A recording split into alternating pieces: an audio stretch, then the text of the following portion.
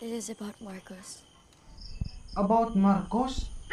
Bakit gusto ka ba ni Bongbong Marcos? Nako, umuwi ka na lang. Pag nakita niya tayo dito, patay ako. Si Tatay Digong nga, kaya niyang ipakulong. Ako pa kaya? Alam ko. Alam mo naman pala pinapahamak mo ako. Ngayon ko lang yun alam na may gusto pala sa'yo si Bongbong Marcos. Pero ikaw yung gusto ko. Nako, huwag kang magbibiro ng ganyan. Takot ako kay Bongbong Marcos Baka pag malaman niya na may gusto ka sa akin, baka ipapakulong niya ako. Pero sa totoo lang, gusto talaga kita. Gusto mo rin ba ako? Oo naman. Alam mo naman noon pa, mahal na mahal na kita. Pero, Hindi pwedeng sarili mo lang iniisip mo. siyempre naman pati ikaw iniisip ko.